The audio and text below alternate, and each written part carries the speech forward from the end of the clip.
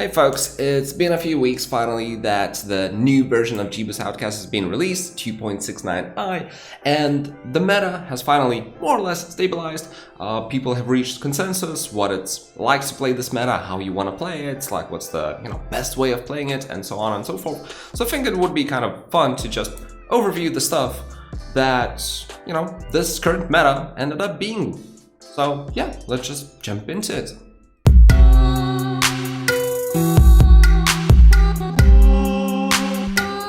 I won't go through all of the changes in the changelog, you can do that yourself, it's pretty easy to find it on the internet. I'll instead go through, the implications of those changes, what actually was impacted, affected. I've got an amazing notepad, and yeah, I'm just gonna read through it, I suppose.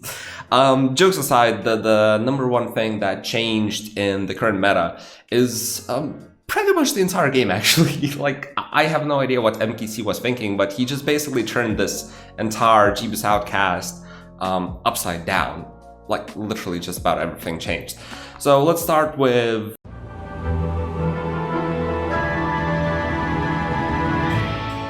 how do you actually play Jebus Outcast? That part's completely changed. Previously, it used to be all about finding tempo, and tempo meant a single box. You do a box and then you can snowball off of it. Right now, boxes, they kind of matter, but it's a nice thing, it's no longer the needed thing. Now, right now, what you need to do, basically your week 1 and week 2 goals have changed completely. Week 1, your number 1 goal is going to the bunker. You go into the bunker and you pick up the free control scrolls. You pick up those, and on top of that you pick up knowledge and learn schools of magic. So week 1 goals are pretty much knowledge, that is kind of your tempo. No longer boxes, but knowledge is your tempo. You pick up the scrolls, you pick up the schools of magic, that is also your tempo. So week 1, completely different gameplay, no longer you're looking for boxes, instead you go for this. Now on week 2, this is when you start looking for boxes, and again, the game kind of completely changed. It used to be, you would decide whether you want to go for, what kind of army income do you want to go for, whether you farm boxes or whether you farm dwellings. Right now, it's pretty much boxes only. Think of it this way. You can flag a dwelling, which gives you +2 tier 6 creatures, or you can do a box that gives you 20 tier 5 creatures. What is better? So it's pretty much boxes only. In some rare cases, you do flag a few dwellings on the side as well. Maybe as castle, you can still go for an Archangel gaming due to other reasons. Maybe as stronghold, sometimes you end up with beehies. But usually your main source of army, pretty much every single game, is boxes. So yeah, pretty much everything changed. How you play week 1, week 2, the entire gameplay is completely different. Now, this also means that even week 3 is completely different. Now, previously, you get some army during week 1 and 2, and then in week 3, you have something like 5-5 might stats, maybe 8-8 might stats, probably no control, reasonable army. So what do? Usually the preferred choice would be Utopias. You go and do, Utopia, you then get some stats out of it, maybe some control, and then you're feeling comfortable to go and break. And you'll be in the desert with really good stats, you'll be able to farm the desert. Right now, because you have full control, you can actually just completely skip the Utopias. Week 3 Utopias, they don't matter as much as they used to. Because you get to the desert, you have fucking full control. You can just take whatever fight you want. You can, you can be very nitpicky about which fights you take. Previously, you needed to do Utopia so that you're kind of strong enough to face whatever you will have in the desert. If there's some nasty guards on the way, you'll just have to do them because there's no other way to progress. Right now, you have full control, just, this, you don't like this guard, just skip it. Take, this fight for experience, whatever. You don't like, you don't like Firebirds, you just don't do it. You take the fight somewhere else. You need, let's say, Air Tome and the guard is really nasty. Previously, you would still have to do it. Now you just skip it and find a better one because you have full control anyway. You're doing stuff efficiently. So even week 3 is completely changed. Which brings me to the next point.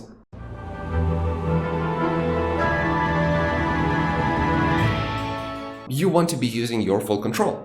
This is why casters right now are the primary choice for just about every single faction. You go for casters over might heroes like knights. You go for casters not because they have like stuff like intelligence, intelligence is actually maybe a noob trap, I would even call it. It's kind of like, I don't know, it's not as great, but we'll get to that. But yeah, you go for casters just to level into knowledge.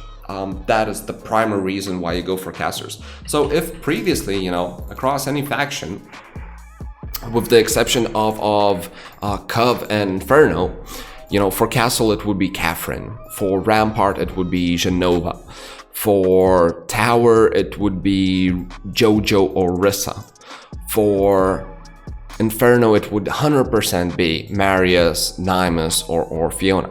Right now, for Inferno, Aiden might be the best choice.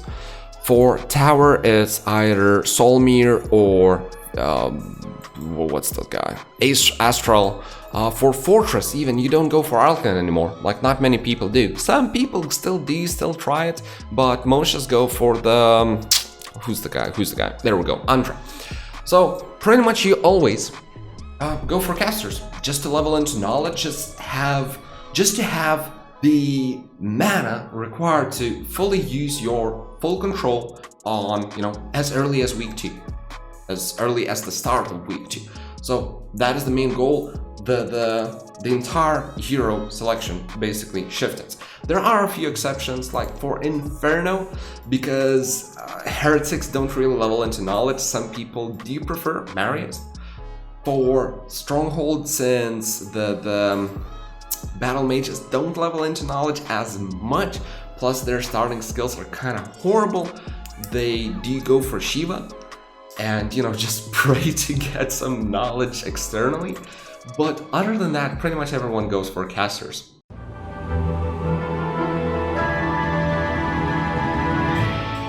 The faction tier list obviously completely changed, partially due to how you play the game, partially due to other balance fixes, partially due to the heroes that are available. Like for example, Cov and Dungeon, they used to have a really good caster which was viable, more than viable in the previous version, in the H version already. And now that the caster's got a, sort of a buff, that the knowledge is so good, leveling into knowledge is so good, then naturally, just due to the heroes, Dungeon and Cov are really amazing factions. But overall, I would say the biggest jump that happened between the factions is actually Necro. Necro is, and you can quote me on that, I would actually rate Necro as the #1 faction right now. It is just busted. In my opinion, it's just straight up busted. The benchmark to have a crazy tempo game for Necro is extremely low.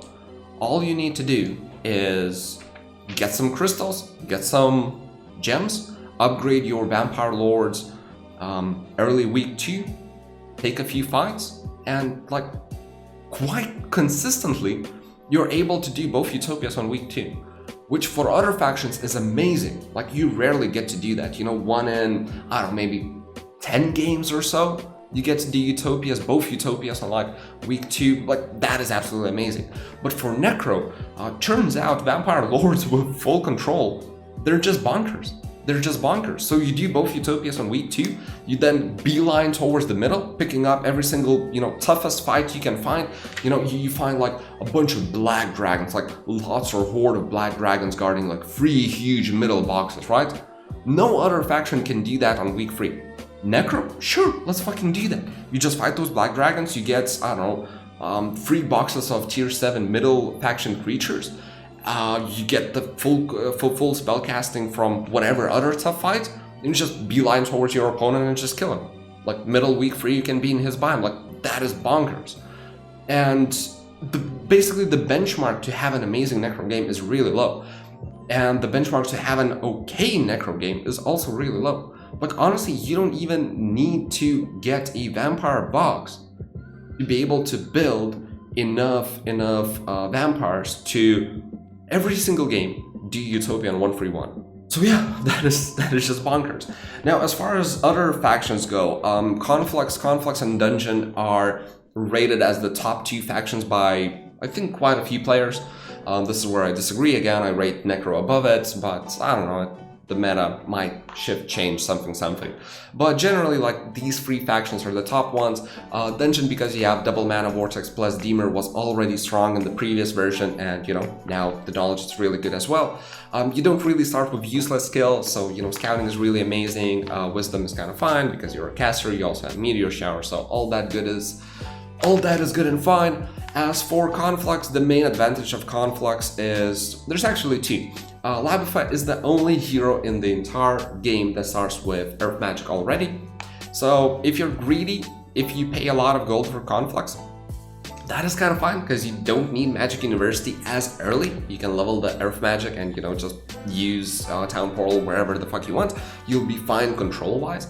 Also the fact that the biggest Conflux advantage, I would say, is that the opponent is playing against Conflux. So once he goes to the bunker, he doesn't get the Conflux Town. And if he's unable to find the Conflux Town early, and combined with the fact that he doesn't level into Earth Magic, your opponent is kind of fucked.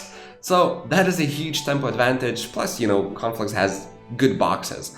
And again, all of the factions are basically right now revolving around playing with boxes, and then that's how they get their army. So having decent boxes in the biome means your faction is kind of, you know, okay. So apart from that, there's also Tower, which sort of received a huge buff because, again, they didn't have good might heroes like Rissa starts with Mysticism. Now they have Astral that doesn't have any bad skills. Plus, starting with Advanced Wisdom is kind of cool. That means you don't have another skill to level up before you level, you know, your Earth and Air Magic. On top of that, the huge buff that, in my eyes, Tower received is they synergize very well with Full Control. That means you build Double Lookout Tower, you see your entire biome, and with Full Control, you're immediately able to choose and pick which fight you want to take. So that way you're doing the most optimal routes of, you know, this day I'll improve by this much, this will allow me to improve the next day by this much, which will allow me to improve the next day by this much. So they just, you know, they just synergize very well with Full Control. Now, below these like 4 factions, we have Castle and Cov, probably. Castle received a huge nerf, which is opponents are able to build stables, plus their boxes got nerfed, plus pigeons. So Castle is not as strong anymore.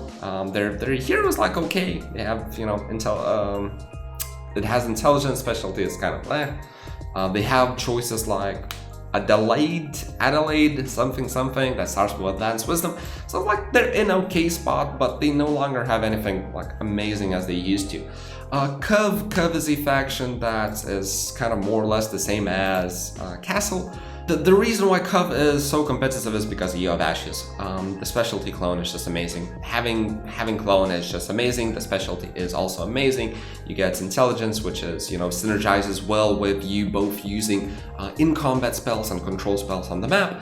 So, you know, he's a really strong hero. He just synergizes very well.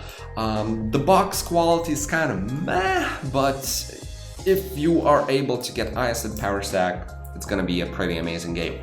Now the rest of the factions, Rampy, Stronghold, Fortress, and Inferno, they're sort of, I would say, the bottom factions. Some people rate some higher, some lower, but for the most part, they have like glaring weaknesses. So Inferno, they don't level into knowledge. That means despite having intelligence specialty hero, you will not have mana, as much mana as most other casters. It's gonna take a while for him to ramp up, and by the point you ramp up, you probably have like the artifacts for knowledge anyway, so you have a dead skill and intelligence. Rampy doesn't really have amazing boxes, I would say. The problem with Rampy, again, you kind of like, you want the Dendroid boxes, but they're sort of unreliable. The Pegasus High Power Stack is like prone to bleeding. The Grand Elves are amazing, but again, prone to bleeding. You can't do Utopias. It sort of handicaps you in a sense.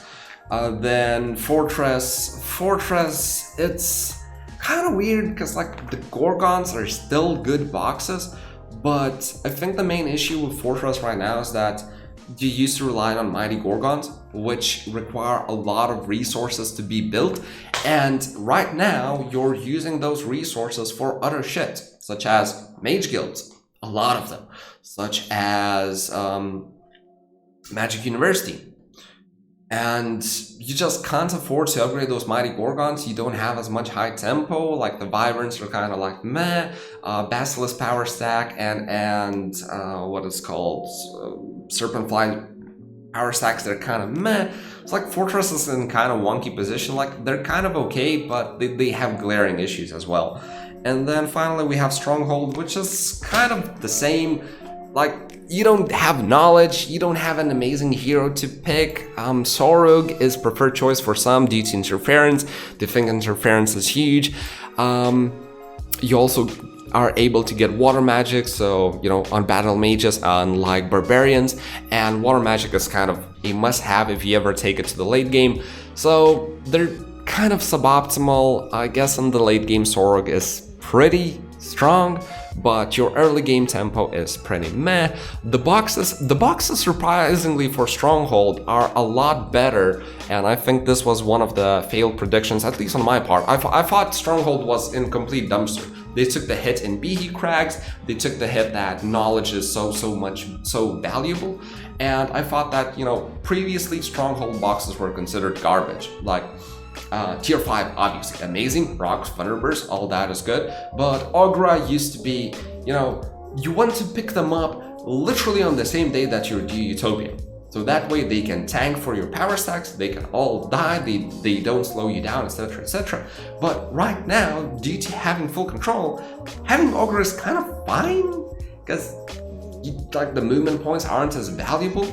That's also another sort of nerf to Castle, like in comparison or comparatively, something. Movement points are not as valuable anymore due to having full control. So due to that, and due to being able to make yourself fast every single turn, like Ogre boxes are suddenly pretty fucking good. You get 30 Ogre, that's like, they just, you know, bonk shit. That's pretty amazing. So yeah, Stronghold is kind of like, it's lacking, but, you know, it's playable. Overall though, I would say, as far as faction balance goes, there's no longer, you know, 10k trades, 9k trades, 8k trades for faction.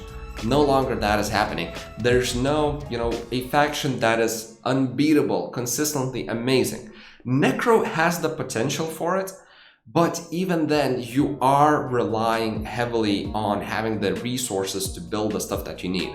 And you need the mage guilds, you need the Magic University in most of the games, which is simply puts a lot of resources. So you no longer can bet 9k gold and expect to have a good game. It's the factions are a lot closer due to that.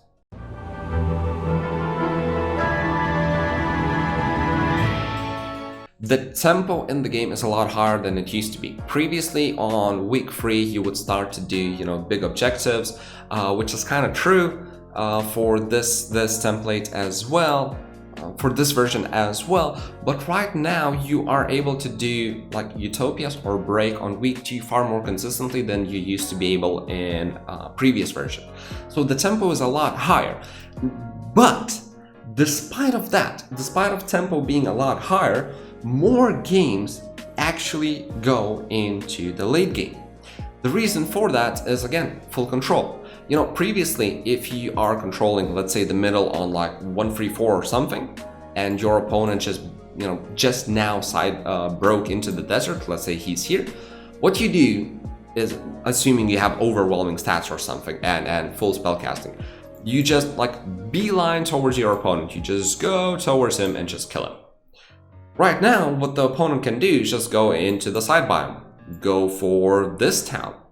Can do all of that because he has full control. He's doing that fast. So chasing your opponent has never been a good play in Jebus Outcast because, you know, while you're chasing, you're probably not farming and taking the towns. The towns themselves don't mean as much. So, you know, while you're chasing, the opponent is farming, and it is quite easy to catch up. You know, you get 2 artifacts, Sword of Judgment plus Lion Shield of Courage, and you suddenly have +10 to all. So, yeah, suddenly, the stats are pretty equal. So despite the tempo being a lot higher, the overall game length, I would say on average, has increased, just because, both players always have full control. You are always able to kite your opponent. That means chasing him is not as good anymore.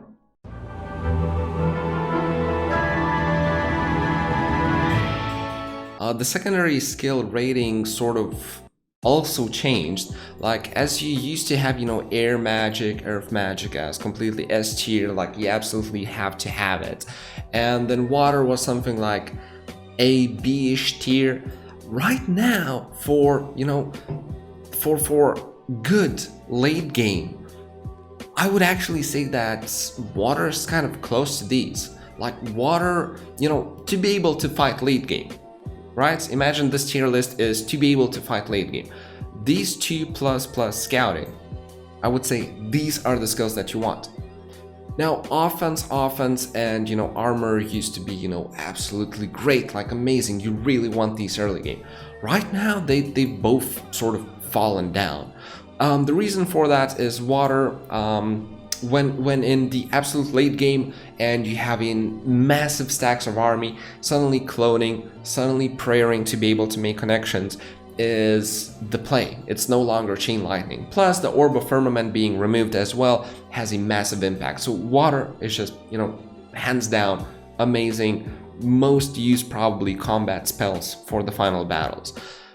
On the other hand, offense and armor, due to be able to pick the fight way better than you previously were able to. In the previous version, you were basically, let's say you get into the desert and you see a nasty guard. You're just, oh well, I just gotta do it. In the biome, you see, this one box that would propel you into having pretty good tempo, but you're kind of not sure if you can take this fight. You would still go, oh well, like I gotta do it. Right now you just say, nah, fuck it, like I'll find something better. So when you're able to find something better, suddenly armor and offense don't play such a huge role. So these two skills definitely took a hit. Water magic definitely got buffed indirectly, I would say. Intelligence, where was it? If it was, absolute fucking garbage, right now I would rate it like B-ish tier. Like, it is useful, but the problem with intelligence is that early game, when you don't have knowledge and you don't have expert's intelligence, it doesn't really give you mana. Late game, especially if you're playing caster, you already have enough mana to do whatever the fuck you want. So both early game and late game, intelligence does nothing. Now in the mid game, or like week 2, this is when intelligence starts ramping up and you suddenly, you start feeling that you have intelligence. The problem with that is you want to be leveling your earth and air magic before anything else. That is your number 1 priority on week 2. If you have intelligence, there's a good chance you will level into it before getting expert air, expert earth. So while it gives you more mana, it doesn't enable you to cast your control spells the way you want. So it is delaying them in a sense, and it kind of cancels out. So it's not even that good. Like week 3 is when intelligence is at its peak and you actually feel it, but then starting week 4, it usually just goes downhill from there. So having a secondary skill for just 1 week, which is no longer as crucial like week 1 or week 2, it's pretty meh. Now apart from these skills, I would say fire magic got a big buff. Due to anti-magic being removed, Berserk is suddenly a very good play. There's the anti-Berserk pendant, but like it takes a valuable slot. It is pretty hard to find compared to Tome of Earth magic or just picking up the spell box. So it is much more rare for people to have the Pendant of Dispassion, I think it's called, compared to anti-magic in the previous version. Due to that, Berserk is a lot more potent. Due to that, fire magic is a lot better now. So I would say these buffs are like, these changes in ratings are the biggest ones.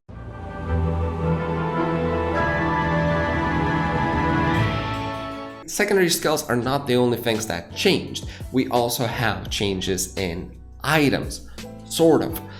It used to be, in pretty much every single case in late game, you would end up with, best in slot random items. Something like Angelic Alliance pieces, and that's about it. In the super late game, you would still go for Ogre Fist if you have overwhelming army, but Ogre Fist was still a huge loss in stats. Right now, due to two reasons. First, anti-magic not being available, and second of all, due to the game going far more late game, and third of all, actually, Teapot being removed, which was a huge reason why Ogre Fist was not as good, because, you would lose +6 to all pretty much. Ogre Fist is pretty much reigning supreme. This is your best in slot equipment. You go for Ogre Fist, plus Elixir of Life, and then finally Pendant of Dispassion. This is your best in slot equipment in most of the cases. So yeah, definitely some changes in what kind of items you want to go for. Still, if you go for Ogre Fist a bit too early, if you just broke into the desert just freshly here and you start collecting Ogre Fist pieces, it's probably not the most optimal play. Like, still, you want to pick up something like Lion Shield of Courage, then you want to go and pick up, what else is a good example? Maybe Water Tome, and Necklace of Bliss, etc., to just give you raw stats to be able to do shit on the map, and only then transition into Ogre Fist. But still, due to all those free changes, you go for Ogre Fist much earlier than you used to.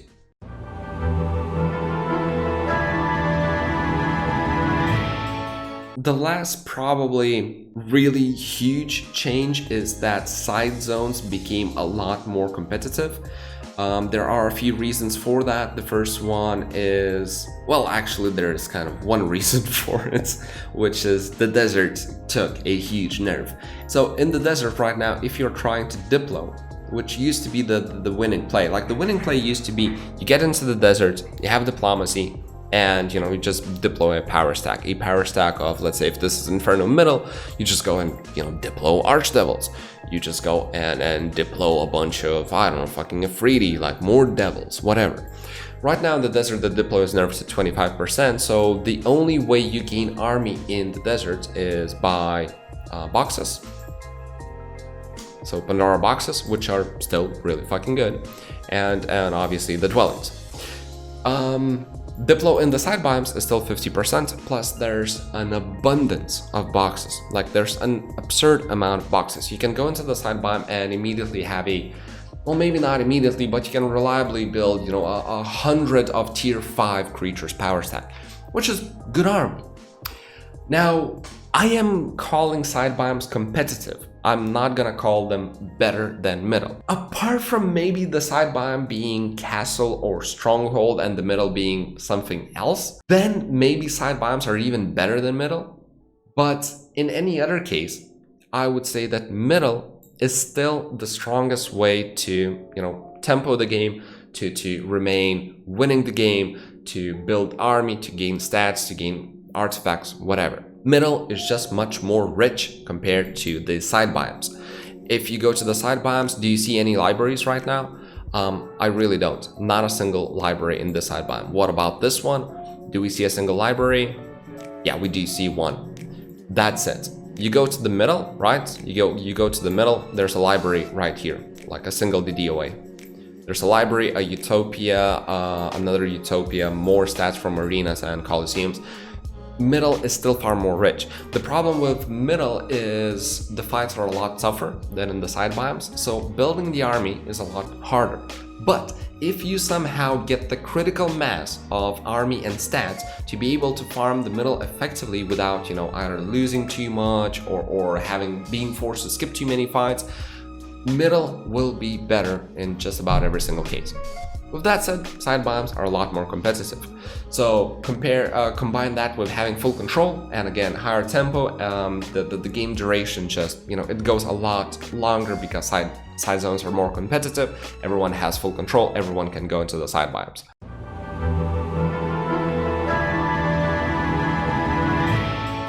Now, the last thing that I would kind of say changed in this version is a super, super small detail, but I kind of find it, I don't know, kind of cool.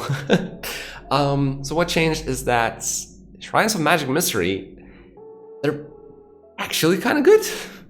They are actually kind of good. So there are two reasons for that. First, the guards for them have been lowered significantly. Basically, the value of Shrines of Magic Mystery have been lowered significantly. That means the guards are a lot more doable if there's a box next to it. Like it used to be, if there's a horde of horned demons guarding a box and a Shrine of Magic Mystery, you never go for it. Because this might very well be, a pack of sprites or pixies. Like, it's gonna be a horrible box. Now, due to the value changes in Shrine of Magic Mystery, this can easily be energy elementals, maybe even, tier 5 creatures. On top of that, the Shrines of Magic Mystery, they're actually pretty fucking good. Because in most cases, you're playing off of, you're playing with casters, so you have wisdom. That means you are able to pick them up and get the skills.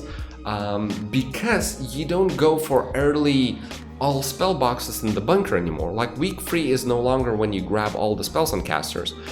Grabbing just a single tier 4 spell can actually enable you to do so much more. If you get cloned, let's say you're playing tower, you have a power stack of genies, like 80 genies or something, and you get clone, you suddenly clone and you just one tap 2 whatever AI stacks per turn. Let's say you attack Nyxes, you clone, suddenly you're able to kill twice as many Nyxes. You get Chain Lightning, you can do the same. You get Meteor Shower, you can do the same. You get Prayer. Prayer is amazing for taking any fight. Again, the water magic is going to be a lot more competitive. It is a lot more competitive right now. I would rate it S tier. So, you get Prayer, you expert Prayer, like suddenly all of the fights that you take are a lot easier. And remember that, early week 3, you probably won't have Utopia level stats because you're probably ignoring that. So yeah, like those tier 4 spells, they're actually incredibly valuable. The last thing, I suppose very closely connects to this thing, is what you need to remember is that for a lot of factions, due to relying on boxes, you are no longer able to sort of nitpick your army composition as much. If you were playing Cub, you always go for Nyxes, and with Nyxes you just take whatever fucking fight you want, except for ranged. For Necro, you would always go for Dread Knights, etc, etc. Right now, for every single faction, you will always have some fragile units in your army composition. So you oftentimes, like especially for something like Dungeon, you have tier 4 and tier 3 ranged creatures. So in most cases, you have a fragile army composition, just because you do a lot of boxes and like naturally some of them are going to be ranged. So you then prefer to break over Utopias, and then once you break with a fragile army and you have like lowish might stats, especially if you're playing a caster hero, they don't level into offense and then in defense. So suddenly having those tier 4 spells is just absolutely amazing. If you prayer up your army, then mass bless, you have speed superiority and everything, it's going to be a really nice thing. So yeah, I honestly believe these Shrines of Magic Mystery, oftentimes they're worth picking up. Like, you don't go out of your way, you don't, if you're like here, you don't go all the way here to pick it up. But if it's like 100, 200 moves, by all means, go for it immediately, especially if it's next to a box. It's, it's just good value. There's a lot of good tier 4 spells. So yeah, I would say this is sort of a small detail, these shrines that I feel like got indirectly buffed again due to not going for the all spell boxes while playing the casters, while preferring to breaking over Utopias. And that, I believe, more or less wraps up what I wanted to go through.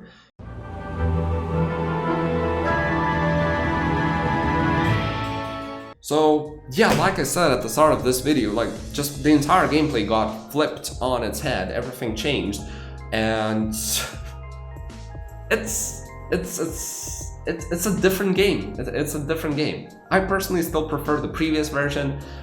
It felt more the factions felt more unique. They had something specific about themselves, which I feel like all factions sort of lost it to an extent. Like Vampire Lords are the only unique faction right now. Everyone else plays the same. You go week 1, pick up knowledge, pick up the bunker, pick up the control. Week 2, you just dance around the entire map and pick up every single box that you need. Week 3, you go do shit on the map. And then probably transition into, you know, either middle faction army or side biome army. You're pretty much never building much of an army in your own biome. So that is my take on the changes in the newest meta. Feel free to disagree, let me know in the comments, or don't. I don't care, you don't care, well, I care, but whatever, who cares. That's it for the video. Thank you guys for watching, have a lovely day. Bye-bye.